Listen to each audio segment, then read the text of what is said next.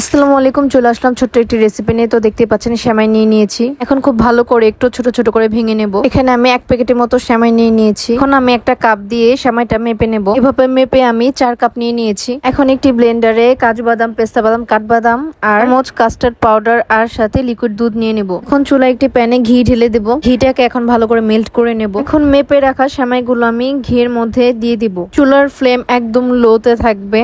এখন নাড়াচাড়া দিয়ে একটু ভেজে নেব লাল লাল করে। এখন আমি পানি দিয়ে দেব 2 কাপের মতো। যে কাপ দিয়ে আমি সেমাইটা মেপে নিয়েছিলাম ঠিক সেই কাপটা দিয়েই আমি পানিটা মেপে দিয়ে দেব। অবশ্যই আলতো হাতে কাজটি করতে হবে। এখন আমি একটু নাড়াচাড়া দিয়ে হালকা করে একদম হালকা সিদ্ধ করে নেব। এখন আমি মিষ্টি অনুযায়ী একটু কনডেন্স মিল্ক অ্যাড করে দেব। এখানে আমার একটা মিস্টেক হয়েছে, যার কারণে আমার সেমাইটা এমনটা হয়ে গিয়েছে। ব্যাপার না, খেতে একদম দুর্দান্ত লেগেছিল। আপনারা যখন রেসিপিটি করবেন তখন অবশ্যই মোটা সেমাইটা নেওয়ার চেষ্টা করবেন। যাই হোক, এখন আরেকটি পাত্রে দুধ জাল করে নেব। এখন দুধটাকে ভালো করে 2-3 বলক তুলে নেব। এখন বাদাম দুধের মিশ্রণটি দিয়ে দেব। এখন একটু ভালো করে নেড়ে চেড়ে দেবো। আমার কাছে স্মুথ মনে হয়নি, যার কারণে একটু কফি মেকার দিয়ে ব্লেন্ড করে নেব। কনসিস্টেন্সিটা ঠিক এরকম হবে। চুলা থেকে নামিয়ে এইভাবে ঠান্ডা করে নেব। একটি পাত্রে সেমাইগুলো সেট করে নেব।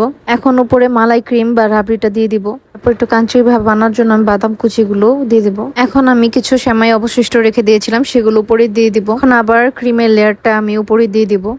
এখন আবার বাদাম কুচিগুলো দিয়ে দিব। আমার ভিডিওটি কেমন লেগেছে অবশ্যই কিন্তু জানাতে ভুলবেন না।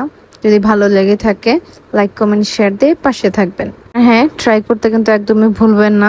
ট্রাস্ট মি, আলহামদুলিল্লাহ খেতে দুর্দান্ত হয়েছিল। এটা কিন্তু চাইলে আপনারা এরকম গরম অবস্থায় খেতে পারেন, কিন্তু আমার মতো ভালো লাগবে না। আপনারা যদি একটু ফ্রিজিং করে খান তাহলে ভালো লাগবে বেশি। তাই আমি যেটা করেছিলাম, আমি ফ্রিজে রেখে খেয়েছিলাম একদম ঠান্ডা ঠান্ডা। এটাকে একরকম মালাই কুলফির সময় বলা যায়। ইনশাআল্লাহ দেখা হচ্ছে নেক্সট কোনো ভিডিওতে। আল্লাহ হাফেজ।